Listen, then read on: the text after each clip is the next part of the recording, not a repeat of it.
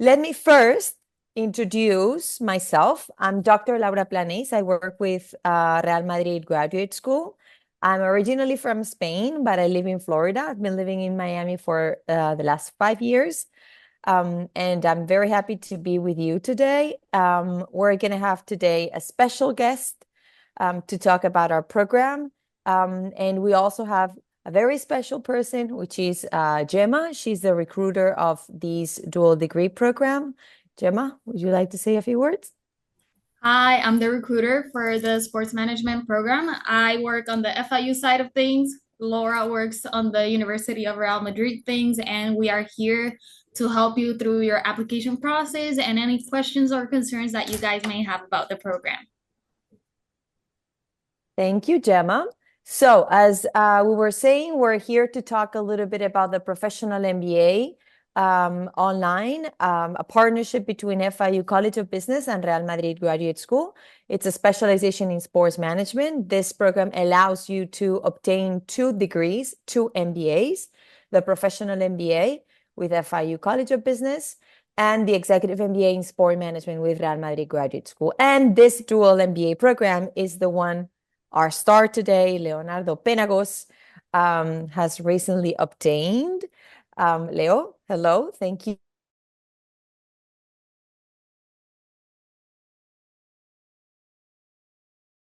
Um, Let me start with asking Leo a few words, a few questions, so you can get to know him a little bit better. Leo is one of our best students in the program. We're very lucky to have him today because he has already finished his program. Actually, Leo and I were together last week during our graduation ceremony in Madrid at Real Madrid Stadium. And he's also going to be at FIU College of Business graduation for sure. But please, Leo, introduce yourself. Tell us a little bit about your background. Sure. Hi everyone. Again, my name is Leo. I am originally from Colombia. I grew up in Miami. My family moved there when I was 13. We've been involved in media for a while, a really long time actually. And I'm currently working at ESPN. I've been in this company for the last 18 years. I started as a production assistant and then built my way up in the ranks, where I'm currently a senior manager for programming and acquisitions, focused specifically on um, the content, the live events and content that airs across the linear channel ESPN Deportes and the digital platforms ESPN Plus and ESPN 3 in Spanish in the US. So that's a little bit of what I've done. I graduated from my bachelor's in communications from FIU. I did this program, the whole MBA with FIU as well. I graduated from FIU last December, and as Laura pointed out, I just did the ceremony, the graduation ceremony at the Santiago Bernabeu Stadium this past week. And yeah, that's a little bit of what I've done and how I got here. 18 years at ESPN, currently in Yeah, LA, yeah. working very actively and very hard work because I know you very well. Through this partnership between FIU and Real Madrid School, you have obtained this dual degree that you mentioned. Why were you interested in this program? What was your initial interest in pursuing this program, knowing that you were already in the sport industry and already working at ESPN? So when I started working at ESPN, I was still in school. I was doing kind of like I was doing a part-time at ESPN and I was doing trying to do full-time school. I dropped out of school, and then about 15 years later, already having worked at ESPN for 15 years, I figure I need to, one thing is the experience that you gather while you're on the field, right? Like, and you do get a lot of experience, right? Because I'm one of those people that believe that you learn a lot in the practice of doing things. So I learned a lot and I grew in the ranks because I was always the kind of person who was looking for the newer challenge, to learn new information, to learn new processes. Um, but at the same time, at a point in my career, I felt like I needed to have that theory that gives you the practice, right? Like, yes, I did learn a lot of this stuff while I was doing it at hands-on, but I also felt like I needed to understand the theory of business, because I felt like I was building without having a strong foundation, which I think is where the education part comes from, right? So back in, I want to say 2016, I figured, okay, I need to get serious. I'm already working full time, but I'm gonna, push through and finish my bachelor's, and I did. And then a couple years later, I figured I'm already in the world of sports, right? I'm in sports media. I've been in production. I've been in operations. I've done, I was already starting to get involved into the business of sports media. And I figure, just like I thought at the beginning, like I need to build myself a strong foundation for to go along with my experience. As I started going up in the ranks, I also figure out that, in the business, you need to have a strong foundation from a business perspective. And that's when I decided, this program checked off a lot of the items that I was looking for to build that foundation for myself, to get myself in a better position strategically in my career. I think that's where it came down to, right? Like, yes, I mean, I've had all this long career at one company, but if you don't have that strong educational foundation that goes hand in hand with the practice, then I felt like I was kind of like incomplete without it. Perfect. That makes total sense. Leo, we have a 45 plus people now connected and hearing what you're saying. And I would like to ask you all, please, if you have any question for Leo about the program, about his career, about the sport industry in general, please write on the chat box. We will read your question, and at the end we will do a Q&A and ask Leo any question you may have regarding any of the aspects of the conversation that you have, or anything that comes up. We would also like to know how you heard about this event, how you heard about this program. And if you want to connect with us later in the call, we will let you know how to do that. But please write on the chat box if any question comes up for Leo, because he's the best person to answer any question regarding the program, because he has done the program himself. Maybe you are in the same situation that Leo was when he started the program. He was already working in the sport industry. Maybe you're not working in the sport industry, you don't have any experience in the sport industry, that's completely fine as well. It's not a requirement of the program. Here we have an example of someone that, yes, had previous experience, but if you don't have any experience in the sport industry and still have questions to ask to Leo, please write on the chat box. Leo, as a senior programming and acquisitions manager at ESPN, what does a typical day look like for you? That's an interesting question, because I don't think there's I mean, you have recurring meetings, right? But I don't think every day is the same at all, right? You do a lot of what we do in our department is making sure that we make the best selections when you're looking at our large catalog of live events, right? In partnerships that we have built with the different leagues, not only within the US but outside of the US, and making sure that we're coming up with the best content strategy to give the audience the best watching experience in terms of the rights that we have, but at the same time making sure that we deliver the value that we need to deliver to our business partners, and at the end of the day also making sure that we're doing the best for our leadership, for our business, and for our stakeholders. So that's kind of like a 10,000-foot view of what we do. And what I do specifically is focusing on the US Hispanic audience. So understanding what rights we have, and it's not only about the live events, but it's also about the shows that our production units create for our networks and for our different platforms. Is making sure that we find a schedule that best suits our audience, and making sure that we deliver to them the best in class content in the time that the audience wants. So that's pretty much it. And you travel a lot. Where are you right now? Well, right now, I'm in LA. I'm usually based out of Bristol, Connecticut. But this week I'm in LA for the NAHJ conference, the National Association of Hispanic Journalists Conference. It happens once a year around this time of the year. Um, and again, like this is another great opportunity for us to reach out and connect with other um media associates, right? People that are interested into journalism, especially those that are Hispanic.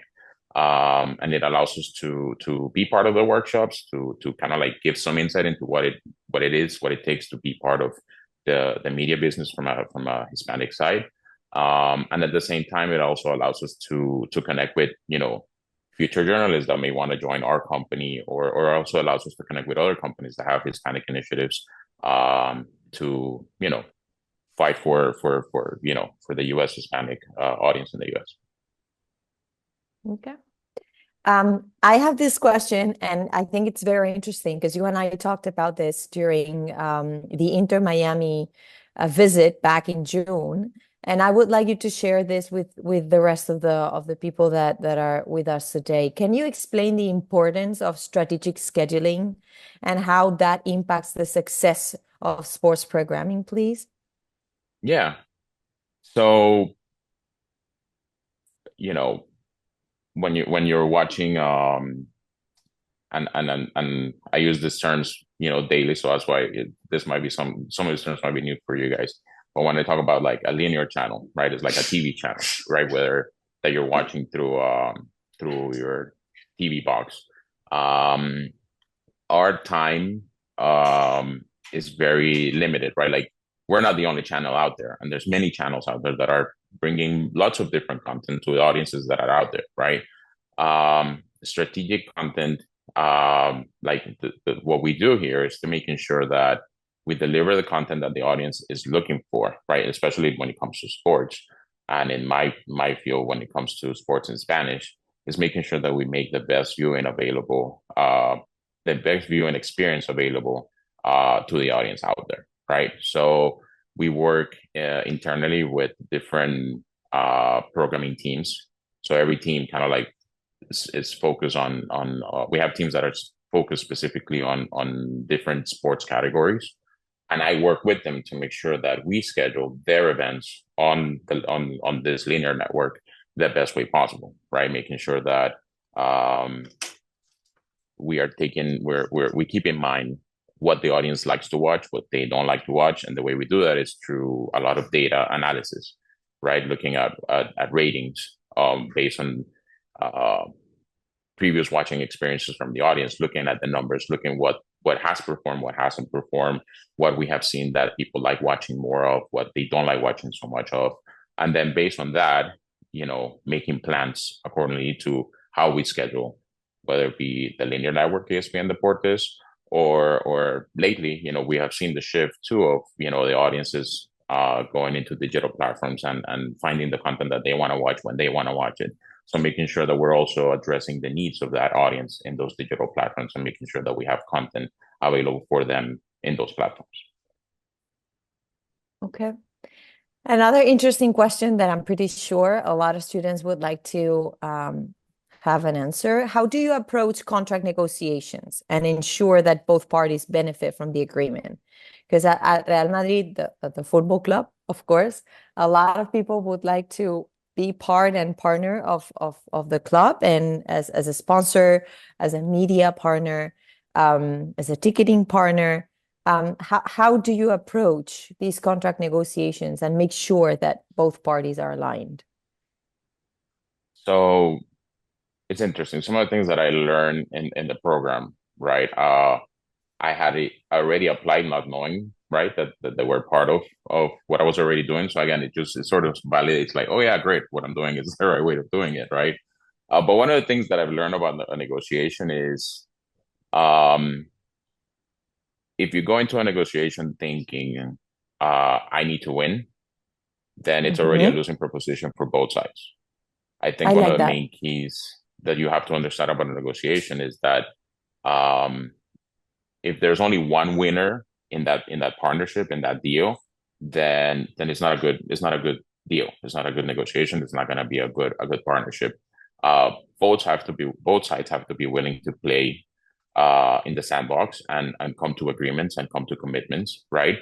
And neither if both sides are, I don't want to say unhappy, but if both sides are okay with the deal, then it's going to be a great deal, right? Because both of them have to come to the table and work together to come to an agreement, right? But if either one of the two sides feels like they got the best out of the other side, it's not going to end up being a good relationship. So I think that's one of the main keys when we talk about negotiations and acquisitions. Like, it has to be a partnership. You have to be there for each other. You have to also take care of the relationship, because one thing is signing the deal, but then the other very important part of that is maintaining the relationship, right? Maintaining the deal and making sure that you follow through with whatever was signed on it, which is most of what I do on my day to day, right? Is making sure that from a contractual perspective, we're delivering on what we said we were going to deliver. And maintaining that relationship takes, ongoing conversations, whether it be on a weekly, monthly cadence, to make sure that, if the partner has any concerns or has any worries, we make sure we're there for them and make sure that we address them in a timely manner, in an effective and efficient manner. And at the same time, if we feel like there's something that from the other side is not being, we have a concern or we may have a question about, like building that rapport and building that relationship with them, which is another important part of negotiations, is making sure that you have that network and that communication to voice your concerns as well. Thank you, Leo. You haven't done a sports communication master's degree. You have done an MBA program. What did you learn from the MBA program that you're applying on your day-to-day currently? Some of the things that I learned, again, I had the experience, right? Let's say from a budgeting perspective, like because I at one point in my career I was overseeing the operations team for a radio network, and that was like a team of like 15 people. And when it comes to like budgeting, right, like some of the things I had to learn on the go, but then going after I did the MBA, like understanding how to build a business budget, right? Understanding how to manage a team from a financial perspective was something that gave me a clear understanding of why certain things were done a certain way. Specifically when I was talking to like our financial teams internally in the company, right? Like, again, so most things I might have heard of, but only when you have the foundation of it, then you can truly understand, oh, this is why this was done this way, because there's a specific process to this, financial steps. I'm not gonna lie, like finance is one of those things that it was kind of like a weak point for me. And one of the reasons why I also signed up for the MBA program, because when I saw the curriculum and saw like how we were going to have a couple of classes, both at FIU and also with the Escuela Universitaria, that were related to finance. Like that was one of the things that attracted me the most to the program, and that's why I signed up for it. Perfect. Can you share any insights on the future of sports media and programming? I mean, we all have seen the news, right? As a company, like we have Venue coming up here in the fall, which is a new joint venture that kind of like it showcases what the audience is out there looking for, right? And if we look at that, we can see that nowadays more than before, the audiences are looking to have the content they want, where they want it, however they want it. And what we're trying to do, just make sure we deliver on that, right? Because one of the our goals here at ESPN is, to serve sports fans anytime, anywhere. And that's pretty much what we're doing, making sure that we're there for the sports fans. And maybe some of you have seen it, like, we have the app, we have the websites, we have the social media accounts. We have our own DTC, direct to consumer service. We have the linear channels. Like we make sure our mission is to make sure that we deliver to the sport fans, however sports fans consume the content, because that's where we want to be. We want to be the ones that people go to when they need that content, when they want to look for that content. So I think it's gonna exponentially grow from that side, right? We're gonna continue making sure that whenever there's a new platform, whenever there's a new way for people to consume sports, we are always going to strive to be the first one and the best in class service to deliver to the audience there. And regarding meeting people in the sport industry, sometimes we hear students when we do info sessions about the program that the sports industry could be a little bit niche. Do you think that is right? And how important it is to network in the sport industry, and what strategies would you recommend for building a strong professional network to future students of this program and people interested in entering the sport industry? I can tell you from experience, it used to be a lot harder 18 years ago.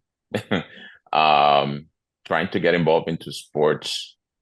When I first started, it sort of happened by chance. Like I didn't plan to start at ESPN. It wasn't at that moment in time. I was working. I was also working part-time at another company, another media company, but it was more like news related. And then the importance of your network, like we were talking about earlier, right? Like building a network and connecting with people is important, because it was through a network connection that helped me get to start at a position, at an entry level position at ESPN. It would be a lot harder before. Nowadays,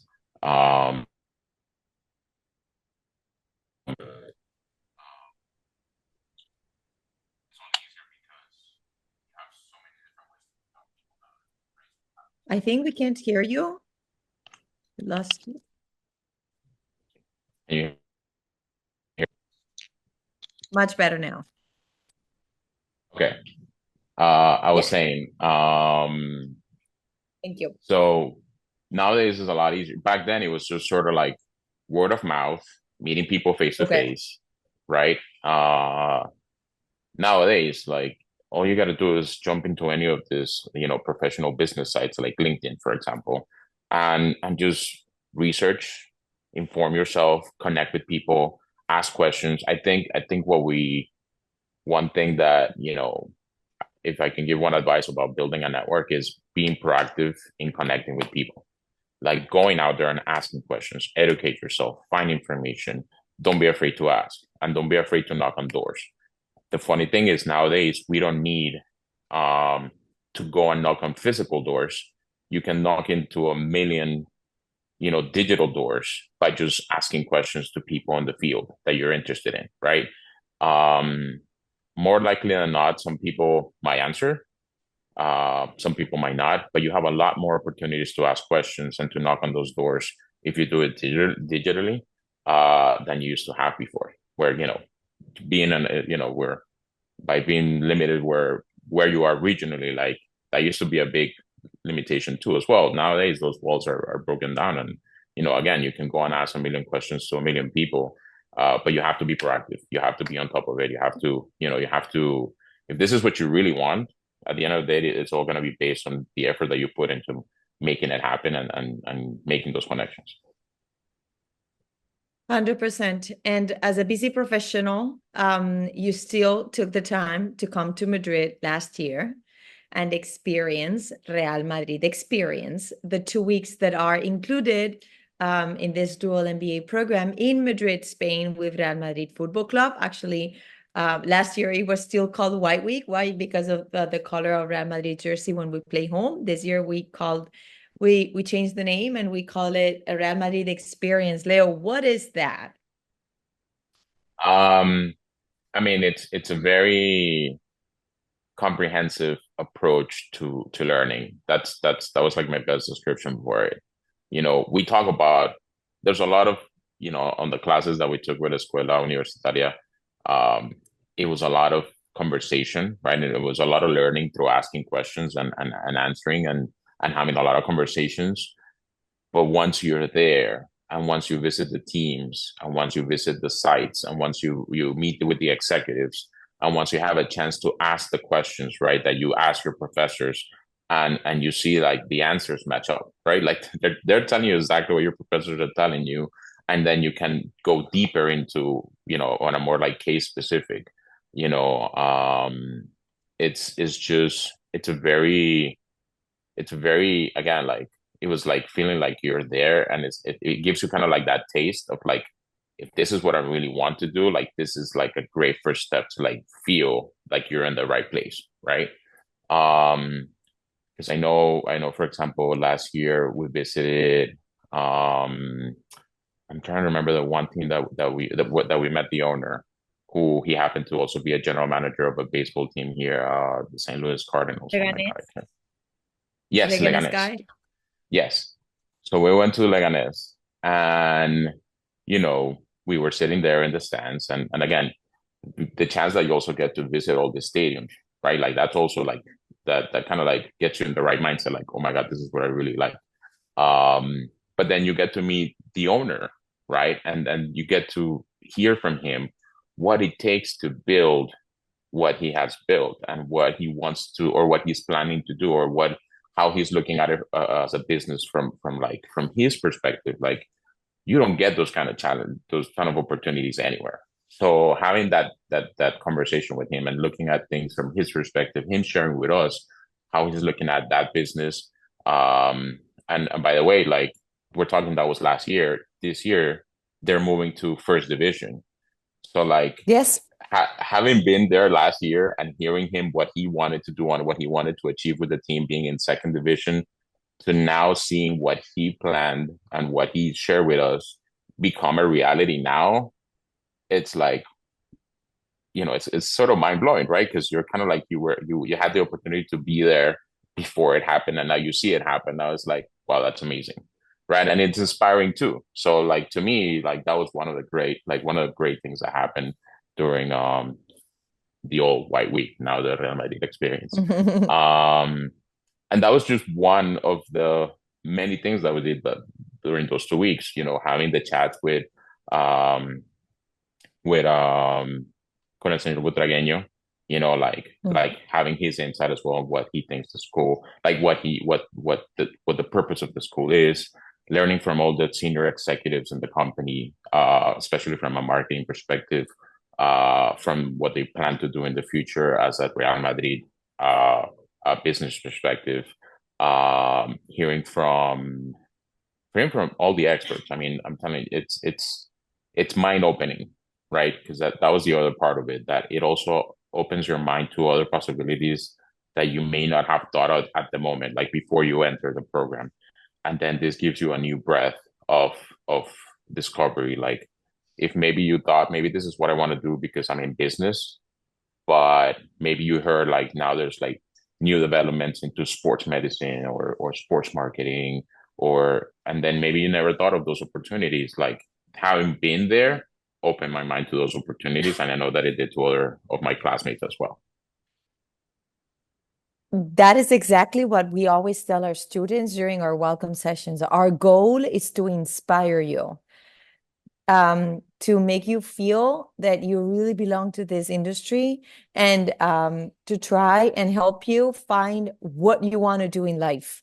I can see a lot of people in the sport industry passionate about their jobs.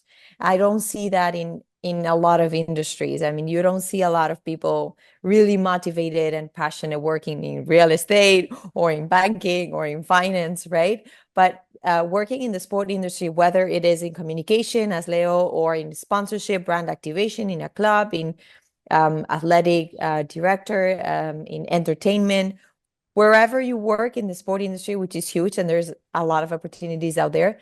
That's what we want, to create passionate people, and people that work in whatever they really like to work. Let me share a very brief video, so you can see specifically what Leo experienced last year during the Real Madrid experience, and what the program is about.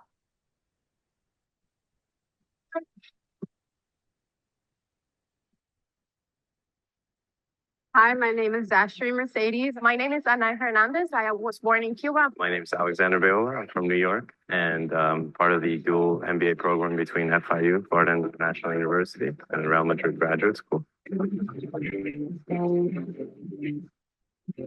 I chose this program because it's the first in the United States and it makes us stand out. There's others that are, in sports management, but there's no other school than Real Madrid to get a sports management degree.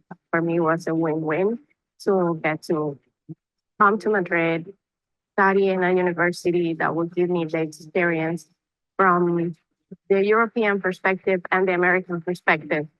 Universities in different countries that partner. It's always an opportunity for people from both countries to have access to similar education and share the values of both countries and their culture.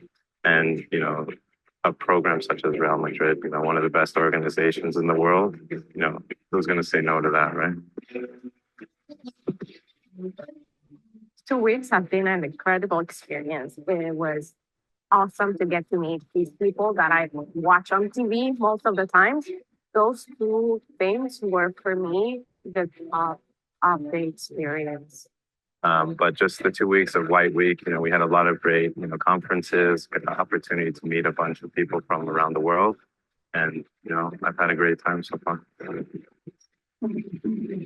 This program showed me that I can use my passion as a way of living and making money. This experience here has been really awesome, and what a great opportunity it was to come here. What makes the Real Madrid school amazing is that you get to see the back end of how it actually works with the team and the partnerships with everybody here.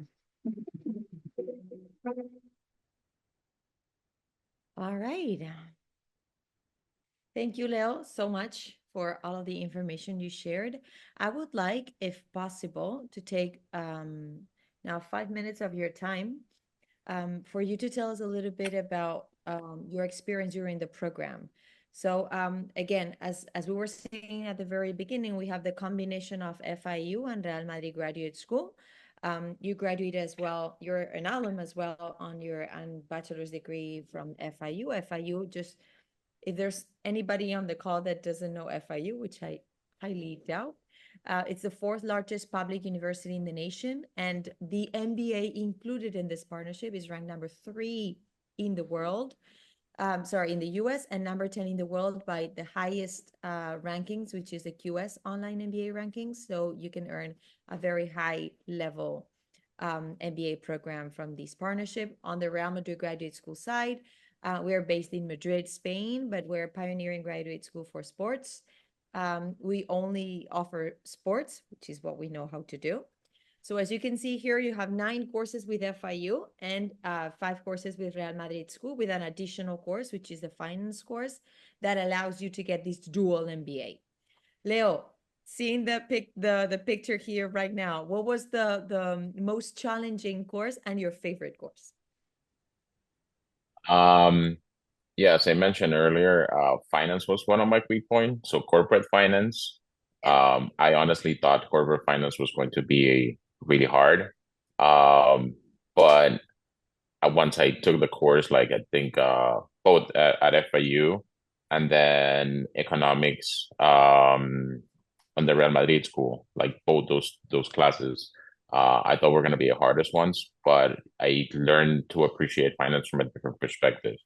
And then my favorites, I want to say entrepreneurship and sports for development was a good one to take. Again, with the mindset of looking at things from a different perspective. Like I've been in a company, for such a long time, but when you look entrepreneurship from a different angle, it kind of piqued my interest into in the future, maybe opening up my own business related to sports. So those were the classes that I had the hardest time, and also one that I enjoyed the most.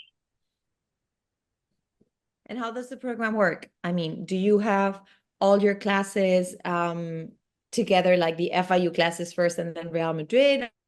Are they mixed? So I remember during our program, we would have semesters that were all FIU, and then there were semesters that were only Real Madrid school. one thing that I would strongly suggest to anybody looking at this program is, again, going back to like networking. The classmates that you work with during your program, like they become sort of like partners. I mean, I've only just graduated, but have ongoing conversations with all of my classmates, the ones that we build a team with, even after, we had already graduated. Because you sort of feel that you build that team, right? And at the end of the day, like in business, you have to build a team of people, and you get to do that in this program as well. So one of the neat things about this is that once you find your group of people, because you go through the whole program with them, you're able to plan as a team and work as a team during most of these classes. So you have a support system that's going to help you throughout the whole process, right? And then sometimes, like in some of those classes, I sort of had an advantage because of my career path. So I was also able to help other classmates when they needed it as well. So, I think the fact that you're able to go along in the program in the same curriculum with all your team, I call them teammates, but like, my friends now. It's a cool thing because you can build that rapport, you can build that network, and along the process, you also get to connect with other people that you maybe not have connected, if you wouldn't have a chance to be in these classes. So, yeah, we had semesters that we had classes for FAU, and other semesters that we had classes only for Real Madrid school. One of the things I'm most proud of is seeing you at the graduation ceremony. I was so happy to see the whole group. I think it was almost 20 of you attending the graduation ceremony, and that's a lot because you all moved from the US to Madrid only to attend the graduation ceremony. So it made me very proud, and especially to see the nice atmosphere that was between you guys and seeing you there. I recorded videos, and I was so proud of you, and I could feel that good vibe, right? Between each of you. And I'm glad you're mentioning the networking opportunity, because actually one of the reasons why FIU Business and Real Madrid graduates who wanted to do a dual degree program was exactly because of that. We wanted to duplicate your networking opportunities. During your courses with FIU, you're going to be together with students that are doing the MBA program, but in other specializations. And when you take the sport management courses with Real Madrid School, you're going to be with students that are specifically doing the courses in sport management. So you're going to have the chance to meet a lot of people throughout the program. And here in the screen, you can see some of the graduates from this program and where they're working right now. We have people working at Inter Miami, a lot of people. Rafa Cabrera, among others. He's the Director of Communications and Content. We have in FIFA Ornella, among others. We have also Marcos. There's a lot of people working in FIFA. Krista Copina is working in the Florida Panthers. We have Greta Mesoria and Maria Almar Lozano, for example, two female alumni that we love a lot working at Real Madrid. Pranav working at All Indian Football Association, or Yuki working at AlphaTauri Formula One. All those in the room that are interested in this program, please go on LinkedIn and look for FIU College of Business. There's a tab saying alumni. There you will see where all of the students that have graduated with FIU College of Business are working right now. You can filter that information by state or even by country, professional work, where they are working right now. You can guess their salary ranges and do the same with Real Madrid Graduate School. I don't want to tell you, or even Leo, where you can go with a program like this. I want you to find it yourself. So if you do that, you will see all of the opportunities that you will have when you graduate with a dual degree like this. Here are some of the options that you have to work in the sport industry. You can work in sport equipment multinationals, sport infrastructure multinationals, sport academies, multinationals that invest millions of dollars in sport sponsorship like Rolex, Adidas, Fly Emirates, Facebook, OD. I don't know if you're watching the Euro Cup, which, by the way, my country is in the finals. So please congratulate me.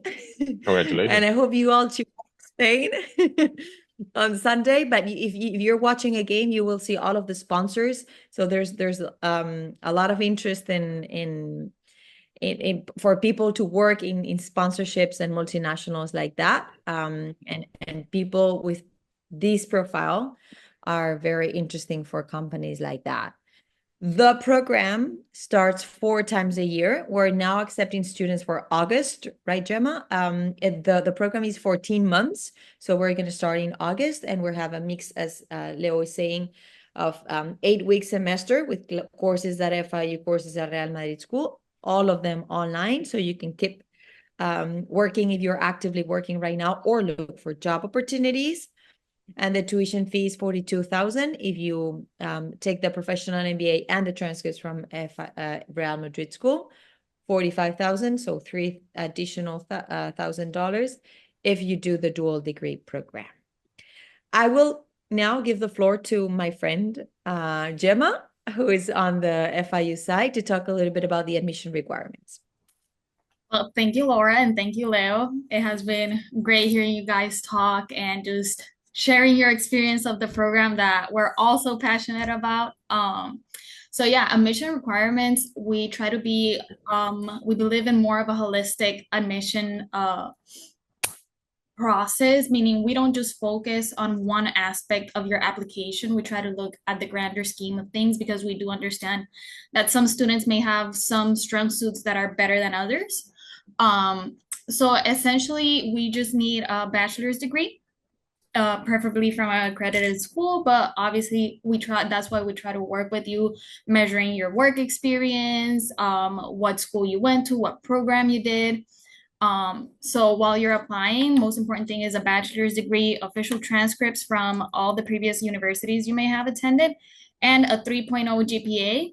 But don't be scared. We do understand that sometimes we are just teens or young adults in our bachelor's and we may not necessarily get the best grades. So that's why we also take into account all these other aspects of your application. So when you apply, we ask that you please submit a resume, including the months and years of your work experience, as this can help with your application, as well as a statement of purpose, which should be 1 to 2 pages long. Most important thing is to remember that, then again, we have a holistic approach to our admissions. So everything will be on a case-by-case basis. I always tell students, if you're in doubt whether you will be admitted or not, just apply. I'm the recruiter for the program. I'm going to be working with you. I will be letting you know, like, hey, this is the document that you need, or hey, like, this is the test that you need to take, or don't worry about this, we're going to take care of it. And we try to do the most, and we try to help the students to get admitted. So if you're in doubt, just admit. I will talk to you. We will hop on a call or share emails or whatever the case is to help your situation to get admitted.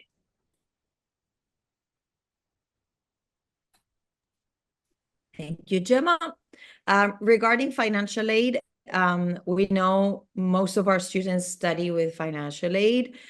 Just so you know, financial aid covers the total cost of the program. If you don't, for whatever reason, cannot pay out of pocket, financial aid is available.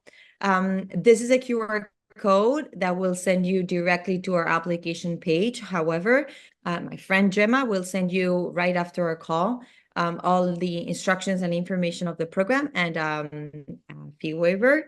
Yes. As a thank you for being here with us today. So if you're interested, please apply. It's completely free to apply with the fee the fee waiver that Gemma is going to send you. There's no commitment at all. You don't need to pay for the deposit fee payment, which will count towards the tuition fee until you're admitted to the program. So it's no commitment. Here's Gemma's phone number and email address. We will include this on the chat box right now, and also my email address. So now that we have talked a little bit about the program, I would like you please to ask Leo any question. This is a great opportunity to ask a professional in the sport industry any question you have, or also an alum of the program, if you have any question about the program and you would like to hear from someone that has currently finished the program. If you also have any question regarding admissions or the program itself, and you would like Gemma and I to help you, please let us know as well. So, questions, please go ahead. Right on the chat box, feel free to unmute yourself as well if you would like. We're happy to answer them.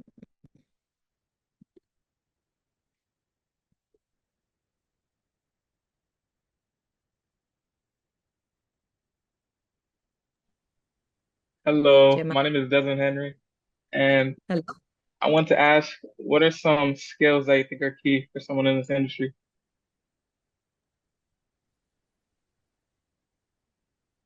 Hey, Desmond.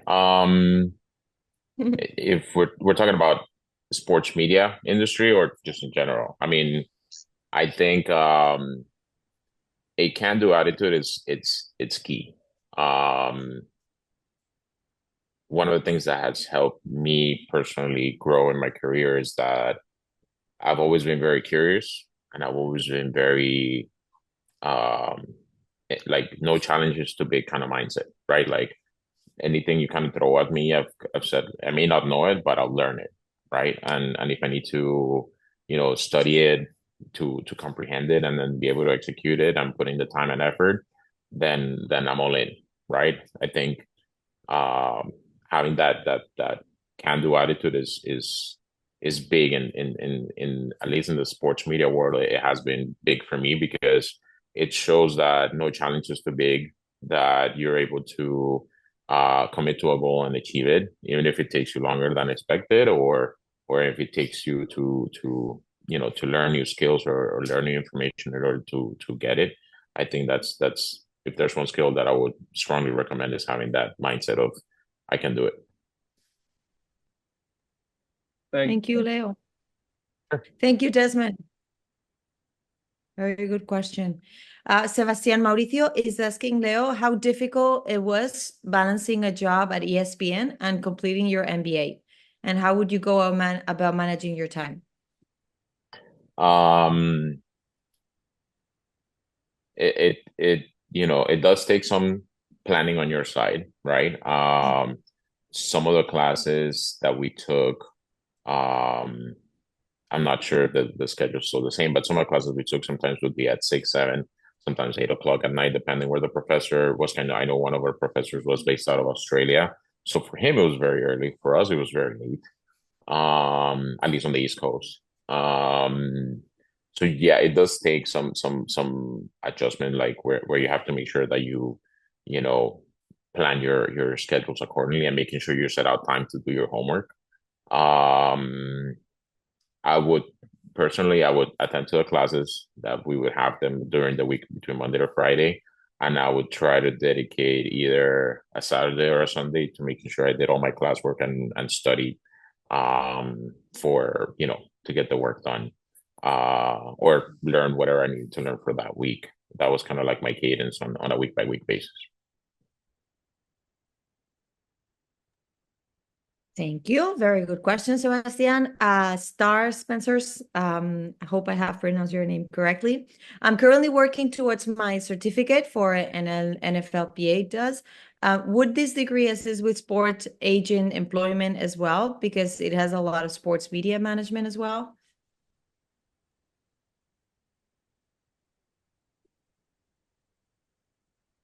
I'm currently working towards my certificate for NFL EA. I'm not, I mean, if you're asking me, I'm not really sure if that is the case or not.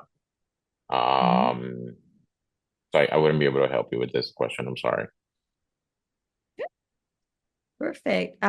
Does this program offer any real life experiences for the students to get a better feel for what working in sports is like? What could you say about this? Any real life experiences? I mean, the Real Madrid experience, as we talked about earlier, I think it's again putting you in the field, literally on the field of some of those stadiums was a great experience.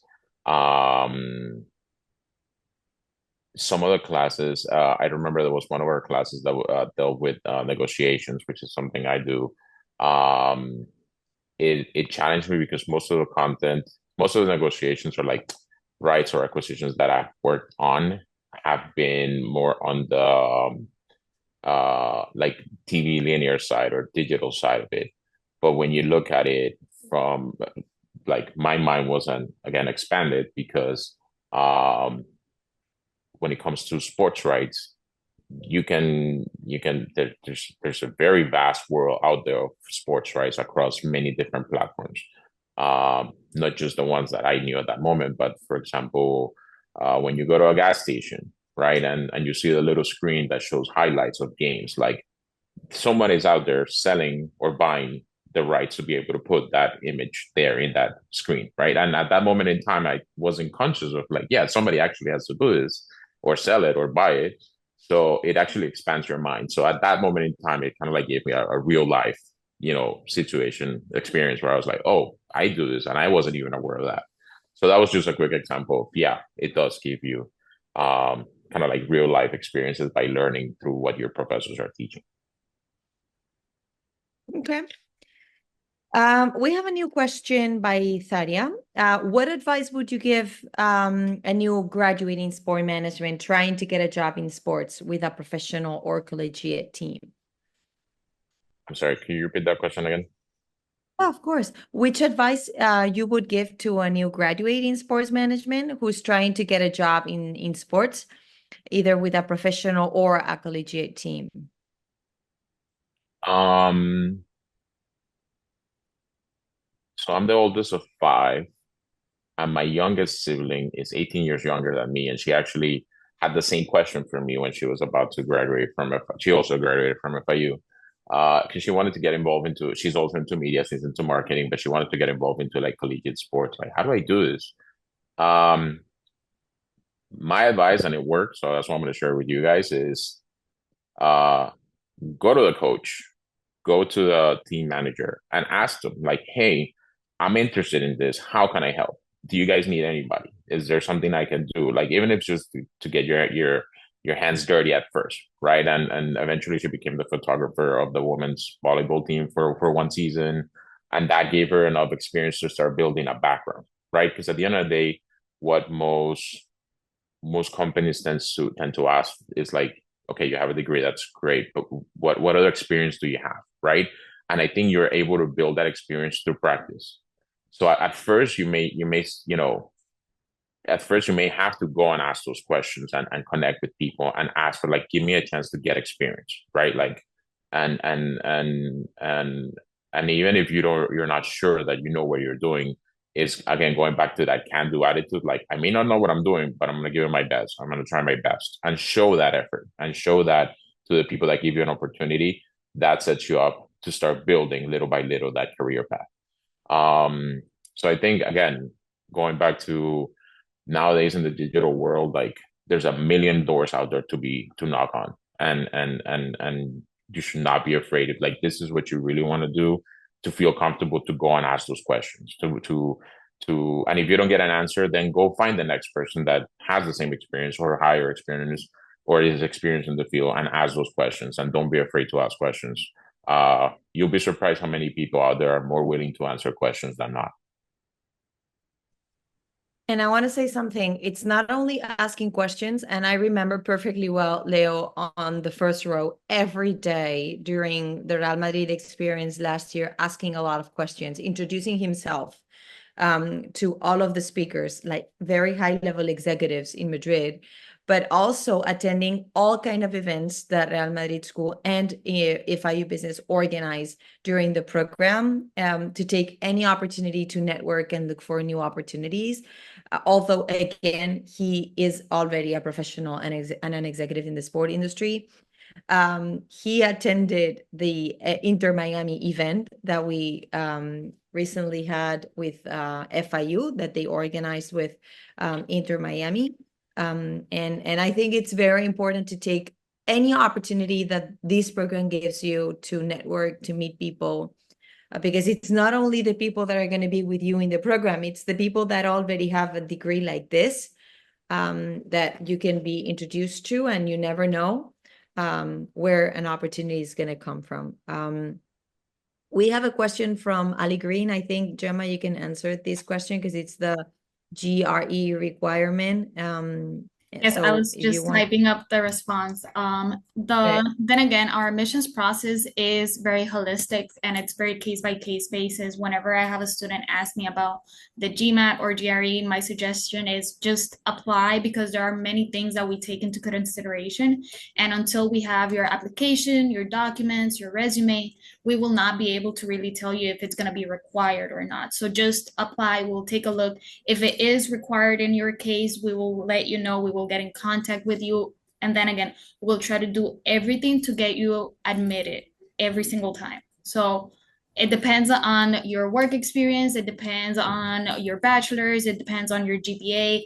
There's many things that go into account when considering the GMAT and GRE. So just try to apply with all the documents that you have at the moment, and we will let you know if there's any more requirements that we may need. Thank you. I just included on the chat box the link to the program page. There you'll see all of the information of the program, everything we shared today, the list of the courses, also the profile of our faculty, and you'll see what kind of faculty members will be teaching the program and sharing the experiences, which I think is also very important. And you'll see also the dates, how to submit materials. We currently have August and October start open, and you will have also all our information. And regarding admissions, if I'm not wrong, for the August start, we're going to start on August 19th. Application deadline is August 5th. So you still have plenty of time to apply for August if you're interested in starting as soon as possible. If not, for October, we also have the application open. Classes start on October 28th, and the application deadline is October 14th. So again, there's no cost to apply to the program. There's no cost until you finally receive the acceptance letter from FIU. And then you confirm your participation, and this deposit fee counts toward the tuition fee. It's 7 p.m. already. In Spain, it's 1 p.m. ET time. What time is for you, Leo? 10. 10 a.m. for you. Yeah. Thank you all so much for attending the call. I cannot thank you enough, Leo, for letting us interview you. Thank you very much. We know how busy you are. It's a pleasure to have been able to count on you for the program, to have you during the program. Congratulations again. Thank you. And thank you so much for letting us again be with you today. If you have any question, please reach out. You already have Gemma's and my email address. And thank you, Gemma, as well, for your help. And we hope to see you very soon during the program in our next cohorts. Thank you so much, everybody. See y'all. Bye.